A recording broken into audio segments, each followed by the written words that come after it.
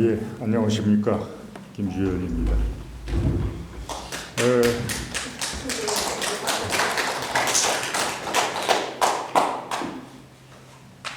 흔히 코로나 시대라고 얘기되는 이런 상황 속에서도 이런 모임을 가질 수 있게 된 감사하게 생각합니다. 문학의 집 김우란 이사장님과 여러분들에게 또 감사의 말씀드립니다. 제가 처음에 부탁을 받기는 이제 위기의 시대 속에서의 문학, 그래서 그냥 제목을 그대로 썼는데 와서 보니까 생명의 길 문학에서 찾다 이렇게 되어 있어요.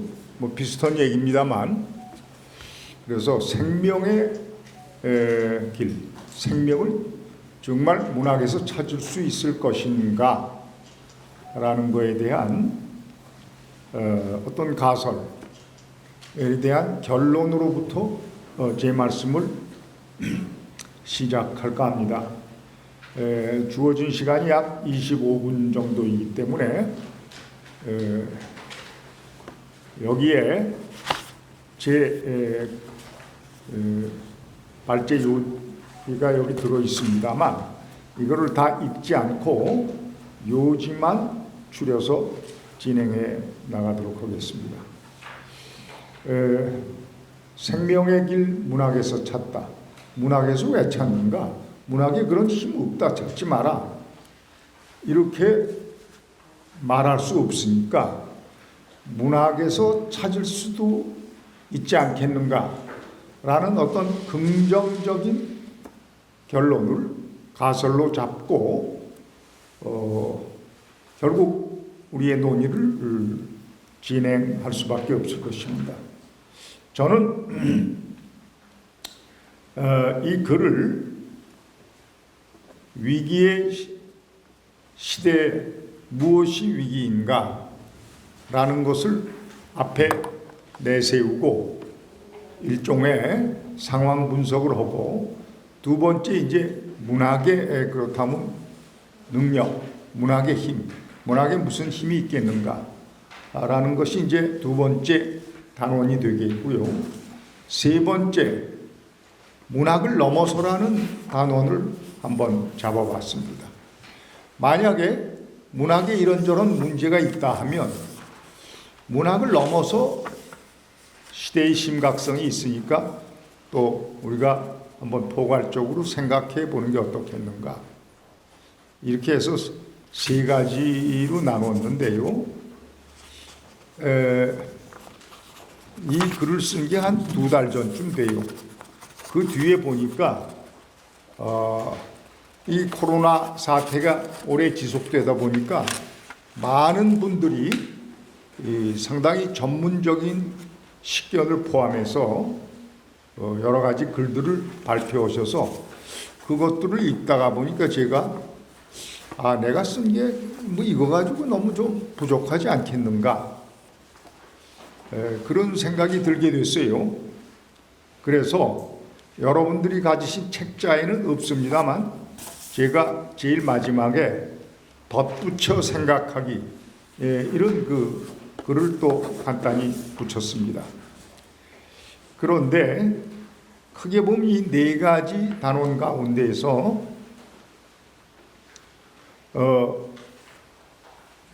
무엇이 위기인가에 죄송합니다. 무엇이 위기인가에 나와 있는 앞에 두 가지, 즉 생태계의 위기와 정치 경제적 위기, 이 부분은 제가 생략을 하도록 하겠습니다. 책자를 참조해 주시면 좋겠습니다. 생태계의 위기에 대해서는 여기 우리 반기성 선생님이 정말 대한민국의 전문가신데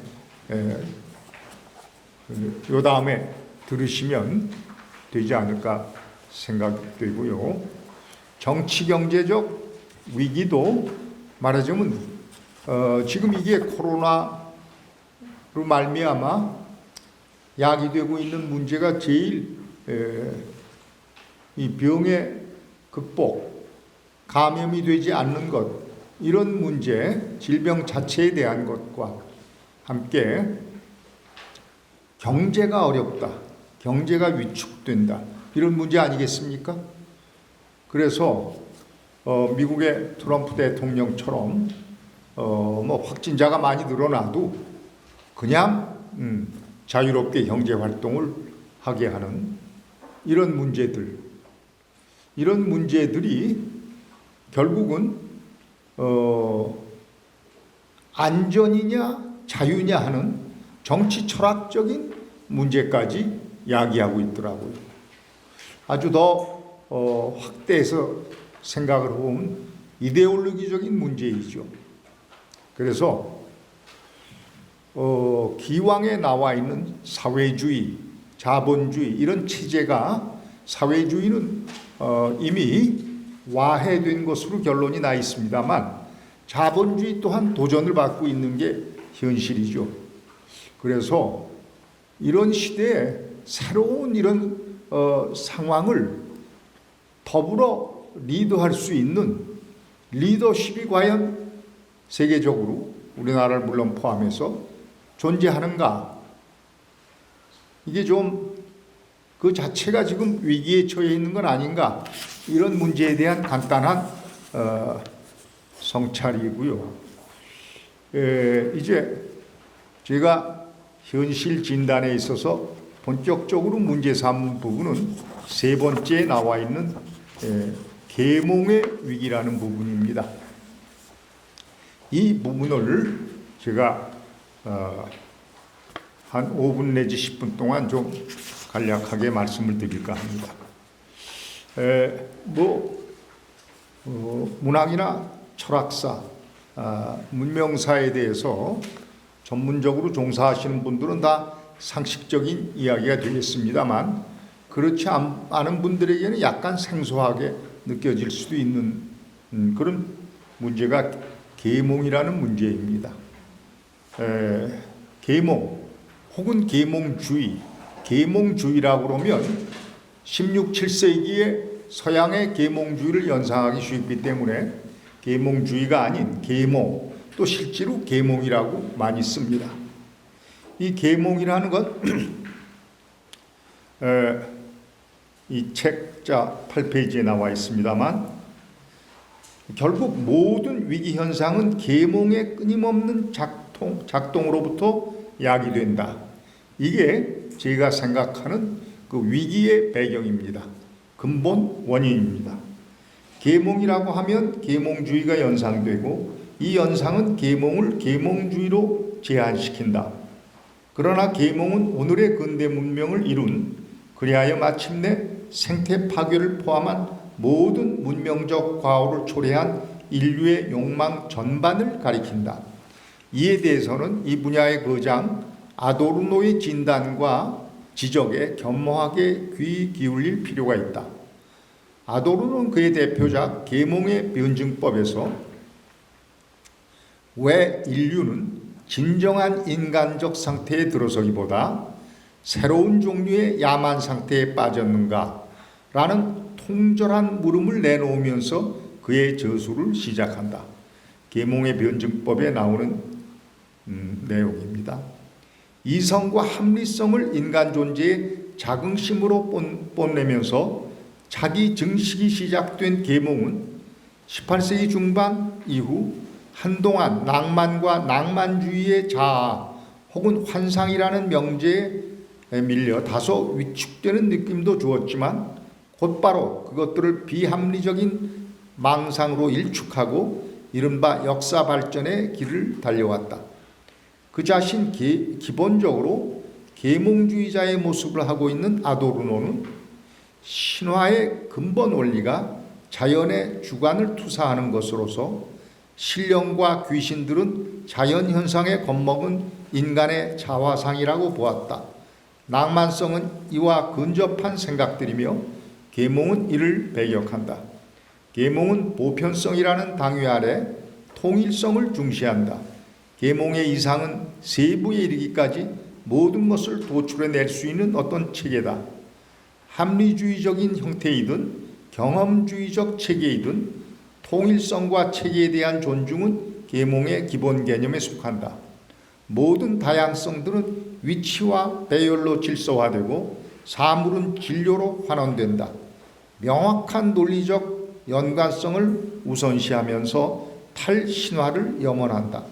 따라서 숫자는 계몽의 경전이 되었고 어떤 사상도 결국 상품이 되고 언어는 상품을 위한 선전의 도구가 된다. 따라서 시민사회는 등가 원칙에 지배되고 숫자로 환원될 수 없는 것, 즉 통일성과 계산의 영역에서 작동할 수 없는 것은 가상으로 간주된다. 계몽의 정신에 바탕을 둔 근대 실증주의는 이 가상을 문학의 영역으로 넘기면서 문명의 가시성, 대량성, 확실성, 보편성을 발전이라는 이름으로 끊임없이 자축한다. 그 끝에서 효율과 편의가 반복되면서 더 크고 더 높은 문명이 구축되어 온 것이다. 그 결과물이 건축, 도시, 그리고 핵을 포함한 무기이다. 숫자 놀이로 부를 쌓아가다가 허물어지는 모습을 반복하는 소위 금융자본주의도 이러한 논리의 한 소상이다. 계몽이란 원래 중세 신본주의로부터 벗어나 인본주의 사상과 그 흐름에 이어지는 사상으로서 권위 그리고 권위주의로부터 벗어난 개인의 자유와 인간의 독립적인 권리를 지향한다. 17세기 서양에서 발흥한 이러한 움직임은 인간의 자유와 권리 추구라는 점에서 인류의 자연스러운 진화 과정으로 보이기도 한다. 그리고 제가 조금 넘겨뛰겠습니다. 계몽의 이러한 역사적 낙관론과 진보성은 그러나 19세기 이후 진화론과 과학의 발달, 리얼리즘과 물질주의의 대두를 가져오면서 한편으로 그 본질이 강화되는가 하면 다른 한편으로는 급격한 도전을 만나게 된다. 세상이 끊임없이 발전하리라는 진보적 역사관에 기초하고 있는 계몽은 19세기 중반 이후 산업사회의 성장과 더불어 발전, 곧 절제의 붕괴라는 현실에 직면하게 된 것이다. 욕망의 무한 질주 현상이 사회 도처에서 나타난 것이다. 문명의 견인차였던 계몽, 이성의 듬직한 담지자였던 계몽은 각각 이성과 문명의 배신자 자리에 올라선다. 인간의 인간다움을 개화시켜 온 계몽은 바로 그 개화로 말미암아 주체할 수 없는 욕망의 기관체가 되어 달리는 두 얼굴의 메두사가 되었다. 계몽은 이처럼 자기 파괴의 모습을 드러내면서 발전 아닌 퇴행의 비판을 받고 있는데 의외로 이에 대한 위기의식은 약합니다. 그래서 이게 문제구나 라는 의식은 우리가 뭐든지 뭐 빌딩도 높이 올라가고 아파트도 더 근사해지고 그러면 다 그 좋은 건 줄 알고 아파트도 이렇게 고층 아파트가 더 비싸잖아요. 그거에 대해서 이러면 되는가? 이거 큰일 났다. 이런 의식들은 별반 없다 그런 말씀입니다. 계몽은 무조건 진보적인 것. 그리하여 이를 맹신하였던 루카치 같은 20세기 사상가는 독일의 낭만주의로 말미암아 18세기 계몽주의가 지체되었다고 개탄하였던 그 진보성에 사실은 퇴보의 싹이 원천적으로 잠복해 있었다고 아도르노는 분석한다. 아도르노의 말 가운데 한 문장만 인용하겠습니다. 뭐라고 그랬냐면 이분이 계몽이 이러한 퇴행적 계기를 자각하지 못한다면 계몽 스스로가 자신의 운명을 돌이킬 수 없는 것으로 만들게 될 것이다. 아도르노의 계몽의 번지법에서 이 얘기는 70년 전에 나온 얘기입니다. 근데 그 심각성이 오늘날 아주 정말 절실해졌죠. 쉽게 말해서 계몽은 역사를 직진시키지도 그 스스로 직진하지도 않는다는 것이다. 계몽은 앞으로도 나가고 뒤로도 나가는 변증법적 운동을 한다. 이러한 논리의 수용 여부와 상관없이 어쨌든 계몽은 위기에 직면한다. 계몽이 이룩한 근대 문명이 위기에 직면하지 않았는가. 근대 문명은 새로운 바벨탑이 되었다. 현대의 바벨탑은 고층 빌딩 이미지 찍기를 지나서 미세한 메모리 칩의 모습으로 문명의 심부에 침투한다. 지금 코로나19 바이러스의 모습으로 그 칩은 변모하고 있다. 인간의 무한대한 욕망과 교만은 제 모습을 작게 하면서 오히려 그 크기를 확대하고 그 끝에서 인류를 추락시킨다. 계몽은 끝났다. 여기에 매달리는 것은 위험하다. 제가 목소리로 할 수는 없고 그래 다 느낌표를 하나 붙여봤습니다. 자, 그렇다면 이제 한 10여 분 남았는데요. 문학이 그런 능력이 있는가? 니체가 요즘 말이죠. 문학이나 철학에서 특히 이론 얘기하는 사람들이 다 니체를 말하자면 위대한 사상가, 좋은 사람처럼 얘기를 하는데 저는 그래서 일부러 조금 터프하게 요즘 프랑스의 후기 구조주의자들 20세기 후반부터 그럼 제가 어디 가서도 무슨 학회 같은 데서도 심지어는 제가 거다 니체의 똘마니들 아니야 이렇게 얘기를 합니다. 그거는 좀 이제 아주 이런 프랙티컬한 현실 자체에 있어서의 경각심을 높이기 위한 제 나름대로의 한 방법이랄까요. 그런데 이 니체가 뭐 신은 죽었다 이런 얘기를 했다는 건 많이 알려져 있습니다만 더 중요한 말하자면 똑같은 얘기지만 이런 말을 한 게 있습니다. 예술은 자연을 훨씬 능가한다. 제가 뭐 평생 독일 문학 선생으로 살아왔습니다만 실감을 한번 내보려고 니체의 말을 독일어로 한번 읽어보겠습니다. Die Kunst ist weit überlegen der Natur. 이렇게 말했어요. 예술은 자연을 훨씬 능가하는 거다. 쉽게 얘기하면 솔고의 뭐죠? 무슨 벽화? 경주에 그 벽화에 너무 솔고가 그림을 잘 그려서 새가 날아가다가 거기 탁 부딪혀 떨어졌다는 거 아니? 그러면 그게 이제 소나무라고 치면 진짜 소나무보다 더 소나무 같다 이런 거죠. 그러니까 예술이 자연보다 훨씬 더 위대한 건데 자연은 신의 창조품이지만 예술은 인간의 창작품이다. 그러니까 인간이 신보다 더 뛰어나다. 인간을 만드는 건 누군가? 이거에 대한 이야기는 없습니다. 니체 전집 제가 어느 지방대학에 가서 무슨 강연을 하다가 저녁에 이제 그거 주최하신 분이 철학과 교수고 그래서 밥을 먹다가 제가 또 주책 없이 니체 뭐 어떻게 얘기해서 소주 한잔 하다가 니체를 아이고 요즘들 말이야 니체 그랬더니 그 철학 교수 얼굴 뻐개지더니 제가 니체 학회 회장입니다. 그래서 아이고 죄송합니다. 니체 전집을 뭐 몇십 권을 내고 그랬는데 다 해고 보니까 아닌 게 아니라 이제는 비판적으로 수용해야 될 때가 되지 않나. 이제 제가 무안할까봐 그분이 그런 말씀도 하셨는데 그런 상황 속에서 예술인 문학도 당연히 들어가죠. 문학이 자연보다 훨씬 뛰어나다. 니체 보고 얘기하라면 그런 겁니다. 그런데 그 문학에서 바로 인류를, 인간의 미래를 상당히 비관적으로 전망한 그런 작품들이 이미 그 전에 사실 나왔어요. 우리가 흔히 우리나라에도 많이 알려진 작품들을 하면 카프카 같은 작품을 들을 수 있죠. 카프카의 모든 작품들이 거의 다 그렇습니다. 우리나라에선 딱 10년 전쯤에 지금 한 50 안팎 되신 편혜영이라는 여성 작가가 있습니다.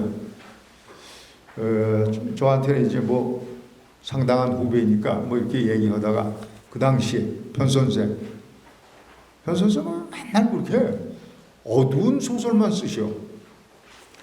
이 양반이 첫 소설이 아오이 가든이라고. 아오이 가든이 무슨 뜻인가? 제가 물어본 일도 있어요. 이분이 소설을 많이 썼는데 대부분이 그렇습니다. 여기 우리 유성호 선생, 저 박덕규 선생 다 훌륭한 문학 비평가들이시니까 이따가 질의 토론할 때 좀들 한번 말씀들 나눠보시고 그래서 저는 우리나라에서도 이러한 문제가 문학 속에서도 이미 예민한 예감력을 가진 작가 시인들에게선 대두된 바가 있다는 말씀을 드리고 최근에 또 중요한 상을 한번 받으신 박나연 시인의 김광석과 니체는 이런 시가 있더라고요. 거기서 조금 인용을 해보겠습니다.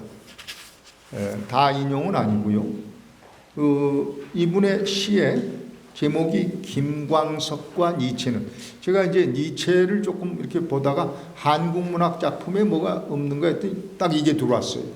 제목이 김광석과 니체. 김광석 지금 고인이 됐지만 유명한 가수 아니에요? 근데 이렇게 되어 있어요.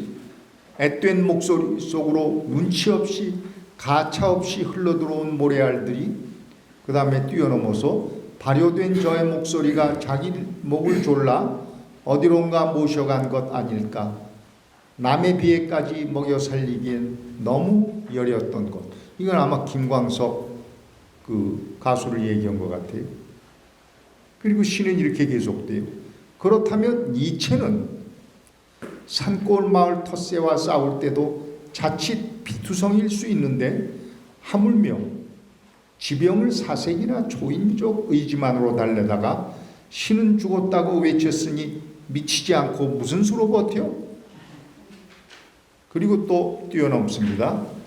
제 몫의 비애조차 먹여 살리지 못하면서 지성이 너무 강했던 것 해고 의문부호예요. 여기서 지성이 너무 강했던 것, 우리가 편의상 짧은 시간 안에 이야기를 하기 위해서 보자면 이 지성이란 게 우리가 이제 말하는 지금까지 제가 말씀드린 계몽의 산물이죠. 그래서 김광석이라는 이런 감성적 낭만적 가수와 계몽의 지배 아래에 있는 니체의 지성, 이걸 한번 대비시켜 본 것이라고도 볼 수가 있지 않을까, 이런 생각을 해봤습니다. 예. 우리가 이제 계몽의 위기다 이렇게, 근데 계몽을 아주 쉽게 이성과 합리성은 똑같은 말 같습니다만 조금 다릅니다. 그렇게 본다면 이 계몽의 위기는 철학사적으로 봐도 또는 문학을 포함한 그런 문명사적인 것으로 봐도 20세기 후반에 와서 아주 전면적으로 도전을 만나고 있어요. 뭐냐 하면 20세기 후반, 오늘날에도 열심히 여기저기서 번역이 되고 있는 미셸 푸코라는 프랑스의 철학자, 그분의 대표작 중에 하나가 광기의 역사입니다. 이 사람은 인간이 그렇게 합리적 존재가 아니다 는 의미에서 광기의 역사, 얼마나 인간이 이렇게 광기적인 존재인가 하는 것을 많은 역사적 섭렵을 통해서 보고 있습니다. 그런 문제들도 있습니다. 그래서 이제 문학도 이러한 문제들을 다루고 있고, 그런데 다루고만 있으면 단가 문학 안에 무슨 힘이 있단 말인가? 그래서 저는 이런 거에 생명의 길을 문학에서 찾다고 볼 때는 기왕에 나와 있는 이러한 문학의 기존 개념, 또 문학이라는 제도가 누려온 지금까지의 역사, 이런 것으로서는 한계가 있고, 문학은 인간의 감수성이나 이런 것뿐만 아니라 인간의 전체 마음을 껴안는 수준으로까지 문학이 그 범위를, 자기 확대를 해나가야 되지 않겠는가. 이런 시각에서 제가 이거저것을 좀 찾아보다가 이런 분의 글을 발견하게 됐어요. 여성 신학자의 김은혜 교수라고 장로교 신학대학 교수의 기후변화와 생태위기에 대한 신학적 성찰이라는 글을 제가 만나게 됐어요. 아주 감사하게 생각했어요. 이건 뭐지? 보다가, 그래서 제가 여기서 소개는 내용을 소개해드리진 못하겠습니다만, 그래서 제가 이걸 보다 보니까 이분이 여성신학이라는 걸 주창하시더라고요. 신학 가운데에서도. 근데 이 여성성은 여기에 계신 분들도 여성분들이 참 많으신데 20세기 중후반 이후 페미니즘의 그 돌풍이 세계 학계 내지는 세계 전체를, 특히 이게 발원지는 프랑스이지만 특히 우리나라에서의 이 페미니즘이 대단히 말하자면 강합니다. 근데 이 페미니즘도 그 내용이 한 가지로 간단한 건 아니에요. 페미니즘 학자들이 많은데, 여성자들이 그 중에 본인이 페미니스트를 표방하고 있지는 않지만 잉게보르 바흐만이라는 독일 여성 시인이 여기 제가 잠깐 인용을 했습니다만, 훨씬 모진 날들이 오고 있다라는 시에서 이 인류의 불안한 그 장래를 예견하고 있는데, 이분이 그 시 말고 30살이라는 다른 소설에서는 대안은 여성성에 있다. 그런데 남성과 똑같아지고자 하는 남녀 평등식의 기계적인 그런 페미니즘이 아니라 남성성을 능가하는 여성 고유의 힘, 아주 쉽게 얘기하면 부드러움이에요. 이 남성성과 똑같아. 남성을 능가하고 남성과 같아지고자 하는 것만으로는 남성성을 확대할 뿐이지 페미니즘의 고유성은 없단 말이에요. 이게 바하만이라는 여성 시인의 그 말하자면 30살이라는 소설을 통해서 주장한 겁니다. 제 학교, 제가 정년 퇴임한 지가 벌써 한 15년 됩니다만, 그 전에 한 20년 전에 저한테서 지도받은 한 학생이 그거 가지고 논문을 쓴 일이 있어요. 근데 그거 보니까 너무너무 잘 썼어요. 그래서 제가 참 정말 훌륭하다. 그렇게 한 일이 있는데 그런 생각도 나고, 그래서 이 여성 신학이라는 것도 이렇게 우리가 문학, 신학, 철학 뭐 이렇게 나눌 게 아니라 문학이 다 껴안고 이렇게 범위를 넓혀 가야 되지 않겠는가. 째째하게 지금까지의 뭐만 가지고 이렇게 자기 축소를 해가지고서는 무슨 생명의 길을 문학 속에서 찾을 수 있겠는가, 이런 생각을 하게 되었습니다. 그리고 이제 제가 마지막으로 덧붙여 생각하기는, 제가 이런저런 글을 보다 보니까 철학과 현실이라는 개간지에서 김기봉 교수라는 역사학자, 글을 보게 됐어요. 이분은 이 코로나 사태를 상당히 뭐라고 할까요? With Corona, Before Corona, After Corona, BCAC 이렇게 나누고 이제 이 코로나 시대에 새로운 인간상을 우리가 추구해야 된다. 지금까지의 우리의 사고방식으로는 해결될 수 있는 게 아무것도 없다. 일대 문명 전환의 시기에 이 코로나 바이러스가 공헌을 하고 있다.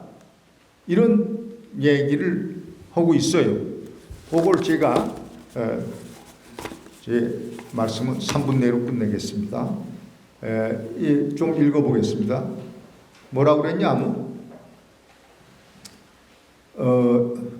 이러한 인식은 단순한 위기의식에서 더 나아가 그 문명사적 의미를 천착하고 그 결과 코로나가 인간의 힘으로는 하지 못했던 문명의 패러다임 전환을 단행할 수 있는 기회를 열어주었다는 결론으로까지 달려간다. 그 김 교수의 글 제목이 뭐냐면 포스트 코로나 뉴 노멀과 신문명 패러다임이라는 글인데요. 그거에 대한 제 소감이고 제 비판입니다. 공룡이 지구상에서 산 나이가 무려 1억 5천만 년임에 비해 기껏 700만 년 살아온 인류도 공룡이 그랬듯이 어느 순간 재난과 더불어 화성 문명으로 떨어질 수 있다는 논리인데 설득력이 없지 않다. 그러나 이러한 현실의 타개를 디지털 기술에 기초한 4차 산업혁명에서 찾고 뉴노멀을 시대정신으로 보자는 주장은 약간 모순스럽다. 왜냐하면 코로나 사태가 발전주의와 성장 추구, 즉 계몽의 자기 확신으로부터 비롯되었기 때문이다. 뉴노멀 또한 계몽 정신의 변용이라는 엄중한 자기 성찰이 필요하고 그런 의미에서 패러다임의 전환은 모든 것을 받아들이는 문학의 영역에서 오히려 폭넓게 수행될 수 있다. 여성성에 대한 진지한 탐구 그리고 초월적 세계관의 적극적 수용 등을 포함하는 여성신학을 문학의 새로운 마음으로 열어놓는 열린 마음은 위기의 전환기를 헤쳐나가는 가장 겸손하면서도 가장 현실적인 방안일 수 있다고 생각한다. 이 김기봉 교수는 뉴노멀이라는 개념을 도입해서 뉴노멀이 시대정신인데 지금까지의 노멀로 우리가 생각했던 정상 이게 다 새로워지고 다 뒤집혀지니까 뉴노멀을 시대정신으로 받아들이고 근데 뉴노멀이 뭐냐 하면 이런 AI라든지 그 유발 하라리 같은 사람이 얘기하는 그런 사고방식의 전도라든지 호모사피엔스 대신에 이 폰 이런 휴대폰 폰 사피엔스의 도래라든지 이런 데서 이제 그 가능성을 찾고 있는데 저는 이제 이렇게 보는 것이죠. 이거는 역사적인 리뷰를 쭉 해나간다면 그 자체로서는 설득력이 있고 맞는 말일지 모른다. 그러나 그런 거를 해나가는 주체인 인간 자신에 대한 이야기는 없지 않는가. 그렇게 뉴노멀을 하려면 사람 자체가 변화되어야 되는데 사람의 기능만이 달라지는 것으로서는 그거는 계몽의 연장선상에서 우리가 볼 수밖에 없다. 사람이 달라져야 된다. 주체가. 그래서 현실인식의 주체에 대한 자각, 즉 인간 자신의 여기서 제가 제일 중요하게 생각한 것이 마음이라는 개념입니다. 마음에 대한 깊은 자각, 그 열림이 절대적으로 기묘하다. 그 문학은 다행히 그 모든 열림을 받아들일 수 있는 장르이기 때문이다. 이렇게 저는 말씀을 드리고 싶습니다. 이 마음은요, 요즘 젊은 학자들 가운데서 의외로 새로운 연구의 대상이 되는 것 같습니다. 제가 김예란 교수라고 젊은 어떤 여성학자가 펴낸 책을 보니까 마음의 말이에요. 읽어보니까 너무 어려워. 마음의 말. 그리고 가로보고 정동이라고 그랬어요. 정동. 정동이 무슨 소리지? 그랬더니 응? 정 주고 가지 마 그럴 때 정. 정서 그때 정이에요. 정의 움직임. 이 학자는 매스미디어 전공인 사람이에요. 그런데 마음의 말, 그래서 그거 읽어보니까 어려워요. 어려운데 보니까 의외로 거기에 주로 달려있는 것들을 보니까 상당한 다른 학자들의 이와 비슷한 것들에 대한 연구들이 이미 있더라고요. 그래서 이게 내가 요즘 오늘 문득 우연히 발견한 게 아니라 이러한 시대적인 어떤 흐름이 이미 초기 일망정 싹트기 시작하고 있구나. 그런 생각을 했습니다. 다 최근의 일입니다. 최근 한 달 이내의 일입니다. 제가 시간을 완전히 잘 지키지 못해 죄송합니다. 감사합니다.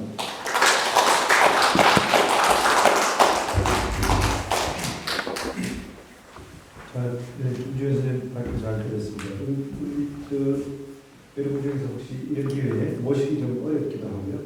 모처럼 근원적인 이런 주제 발표를 하셔가지고 뭔가 끌어오르는데 상당히 또 어렵고 그래서 질문하기 좀 어려울 수도 있고 혹시 있으신가요?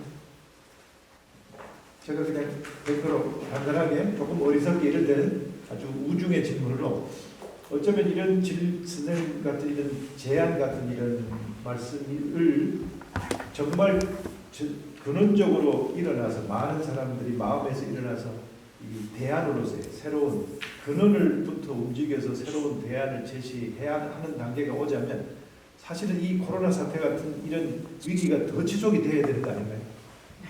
더 근원적으로 뒤집어줘야지 우리를 더 위기에 빠뜨려줘야만 우리는 반성을 하잖아요.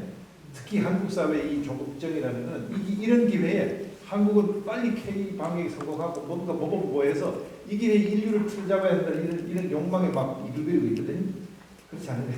선생님 어떻게 생각하세요? 이런 위기와 생각해서 이 반성의 시간이 어쩌면 더 길게 더 근원적으로 더 와야 하지 않을까 하는 생각을 하게 됩니다. 지금 저한테 질문이신가요? 예, 이게 원래 발제는 그냥 발제만 하고 가는 건데 그래도 기왕 말씀을 하시니까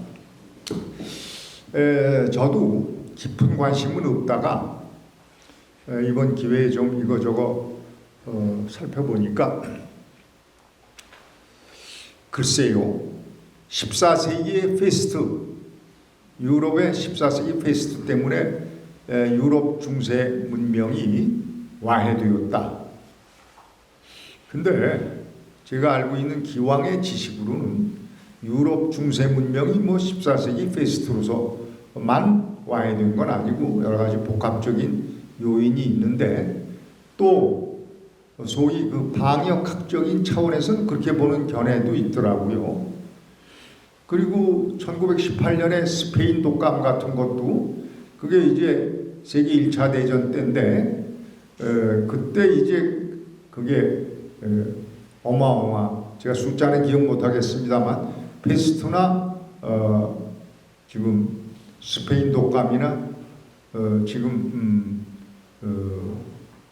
제가 통계를 봤을 때는 이 코로나 19보다 훨씬 더 많은 희생자를 냈었는데 그 다음이 이제 중요한 거죠. 제 생각이. 그럼에도 불구하고 인간이 크게 달라지지 않았어. 응? 크게 달라지지 않았어. 그래서 우리 박덕규 교수가 말씀하신 코로나가 더 계속되고 더 혼나야 사람들이 좀 정신을 차리지 않을까. 근데 더 양적으로 더 많아지고 더 한다고 과연 인류가 달라질까? 저는 개인적으로 그렇게 생각하지는 않아요. 어떻게 해야 달라지겠는가? 그 이제 모든 거를 다 한꺼번에 얘기할 수 없으니까 문학에서 찾는다면 사람들이 진짜 좀 문학적이 되면 진짜 문학이 여기 진짜가 중요하죠. 제가 생각할 때 문학은 가장 깊은 인간의 정신적 어떤 인식이고 탐구인데 그렇게 깊이가 있는가? 한국 문학이 또는 그냥 문학이 그거에 대해서 저는 50여 년 이른바 문학을 해왔다고 하지만 회의적이에요. 과연 문학이 그렇게 그래서 그런 어떤 노력, 각성 그래서 제가 여성 신학이라고 말씀드리는 것은 참 이 계몽적인 사고방식 때문에 인간이 얼마나 강팍해지고 얼마나 사나워지고 얼마나 폭력적이 됐습니까? 그래서 그 아까 말씀드린 바하만 같은 여성 시인은 인류의 역사는 폭력의 역사이고 그게 결국은 남성성에서 기인한 것이다 말이야. 그리고 여성들이요 왜 그 남성성에 그걸 본받으려고 하는가? 그게 무슨 페미니즘인가 말이야. 여성들이 여성성의 발휘로서 말하자면 저들의 그거를 부드럽게 압도해야 된다. 이제 이런 그 지론인데 그런 것 또 신학이라는 거에 대해서도 이제 기독교적인 사고방식과 그런 세계관을 가진 분들은 또 이해가 빠르시겠습니다만 그렇지 않은 분들은 또 거부감을 가질 수도 있어요. 신학하니까 뭐 모르긴 몰라도 그럼 뭐 예수 믿으면 다 된다는 얘기에 뭐 이렇게 반응 내지 반발할 수도 있겠고 그래서 우리 자신의 이런저런 편견들 우리가 알고 있는 거 내가 상당한 걸 다 알고 있다고 생각하지만 사실은 그게 다 일종의 지식의 저장고에 우리가 그런 박물관에 있는 것들 꺼내 쓰는 거지 우리의 두뇌가 정말 그런 거 다 버리고 새로워지는 그 수준을 어디서 하겠습니까? 문학에서 하지 다른 기왕에 나와 있는 제도로서의 장르는 다른 분야보다도 그래서 코로나19가 더해서 더 혼나야 정신 차리겠다. 이거는 참 그건 너무 무서운 생각이에요. 우중의 질문을 제가 한번 뽑아서 질문드렸습니다. 감사합니다. 네, 감사합니다.